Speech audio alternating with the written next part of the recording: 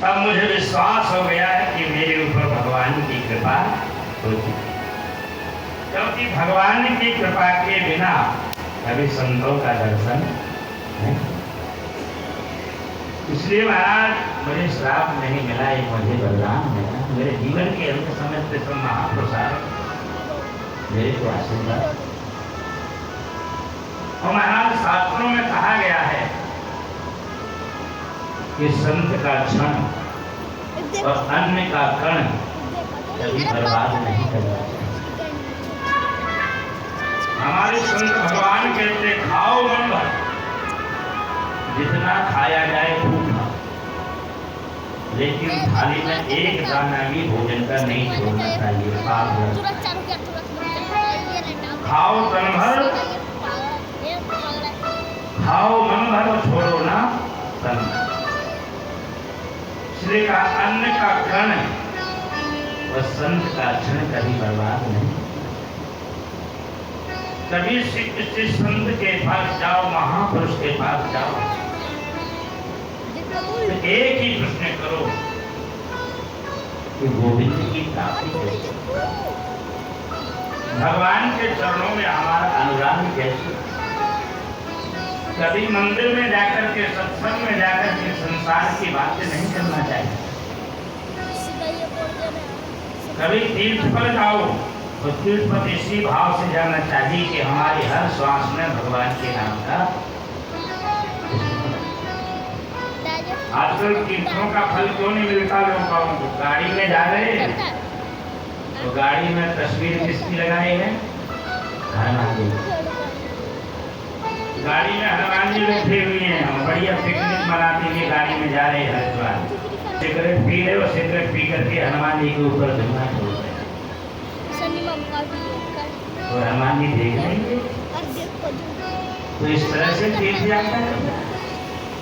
गाड़ी में तो मुझे बिठाए गाड़ी में शरारती होटल और संत का क्षण तो महाराज सभी संतों के चरणों में मेरा प्रणाम। सिर्फ एक ही प्रश्न आपके श्री चरणों में है कि जल्दी मरने वाले व्यक्ति के लिए क्या करना चाहिए।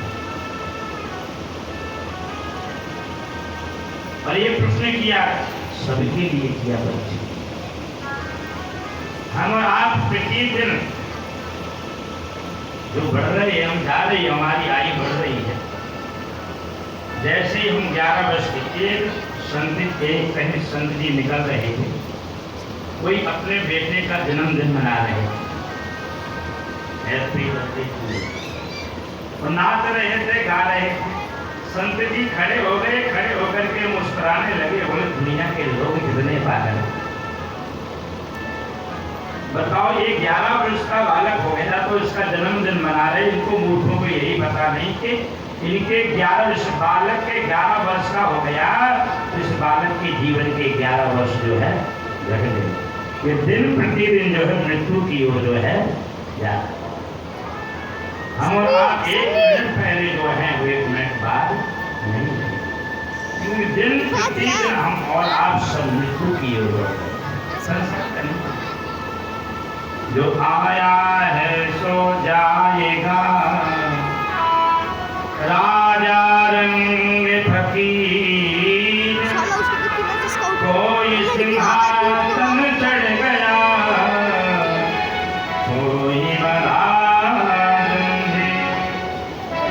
संसार का नियम है, जो संसार में आया है उसको जाना जरूर। तुम्हारा एक ही प्रश्न है कि जल्दी मरने वाले व्यक्ति को क्या करना, क्या है? केवल 7 दिन के अंदर मुक्ति का क्या साथ?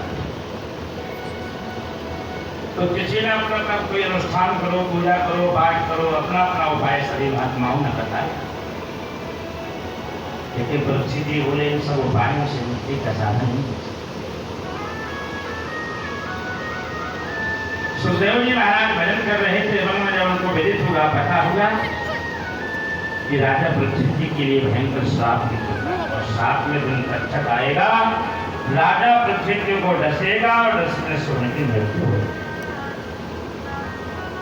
तो राजा पृथ्वी जी के जीवन को संभालने के लिए आचार्य सुखदेव जी महाराज जी का और सुखदेव जी महाराज वो कभी इतने विरक्त संत हैं, केवल वो रात दिन भगवान का भजन के अलावा कुछ करते नहीं, और उनके जीवन का एक क्षण भी कभी व्यर्थ नहीं जाता। और राजा पृथ्वी जी के पास आने लगे उनके जीवन को सुधारने।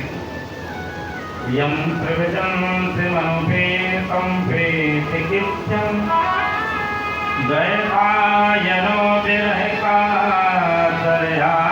जुहानो पुत्रेति तन्मयतया सर्वोऽभिनोदुष तं सर्वभूतहृदयं मुनिमानतोष। वह सुखदेव जी महाराज जी का आगमन हुआ। देखो कहते हैं ना, संत असली संत हमको मिलते ही नहीं। असली संतों को कभी ढूंढने नहीं पड़ता है। जब तुम्हारा कर्म उस लायक बन जाएगा तो स्वयं संत तुम्हारी कुटिया पर अपने आप तुमको दर्शन देने के लिए। राजा पृथ्वी जी ऐसे महापुरुष थे। केवल ये जीवन में एक बार गलती हुई, इसके अलावा कभी जीवन में कोई गलती नहीं। क्योंकि संतों को प्राप्त करने के लिए सबसे पहले हमें स्वयं संत बनना। यदि आप श्रेष्ठ होंगे तो भगवान आपको श्रेष्ठ महापुरुष के पास भेजेगा। आप नंबर 2 के आदमी होंगे तो भगवान तुमको नंबर 2 का आदमी बनाएगा। तो भगवान के भक्त का दर्शन करने के लिए आपको स्वयं पहले क्या बनना पड़ेगा? भक्त। पूर्व जन्म के पाप से हरि चर्चा न सुहाय, जैसे जुड़ के बेग से भूख प्यास। पापी आदमी सोचे कि हमारे मृत्यु के समय किसी संत का दर्शन हो जाए, कदापि नहीं हो सकता। क्योंकि भगवान के भक्त का दर्शन करने के लिए आपको स्वयं जो है भक्त बनना है। और सुखदेव जी महाराज राजा पृथ्वी के जीवन को संभालने के लिए आ रहे। जैसे ही आए समस्त संत महात्मा लोग खड़े हो गए और पृथ्वी जी की आंखों से अश्रु गिरने लगे। अब मेरा जीवन सफल हो। जहाँ सुखदेव जी महाराज जी का आगमन हो जाए तो समझ लो वहां पर जीवन को सुधरने में कोई टाइम। और सुखदेव जी महाराज जी का पूजन करें। नमो ब्रह्मण्य देवाय गो ब्राह्मण हिताय जगत पिताय कृष्णाय गोविंदाय। सुखदेव जी महाराज जी का पूजन किया। संतों ने कहा, राजन ज्यादा पूजन करोगे ना खर्च ले जाएंगे, ज्यादा पढ़ाई नहीं सुनते।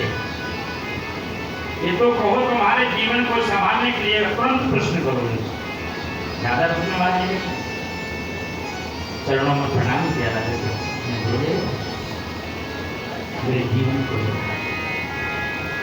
एक ही प्रश्न आपके श्री चरणों में कि जल्दी मरने वाले व्यक्ति को क्या करना चाहिए।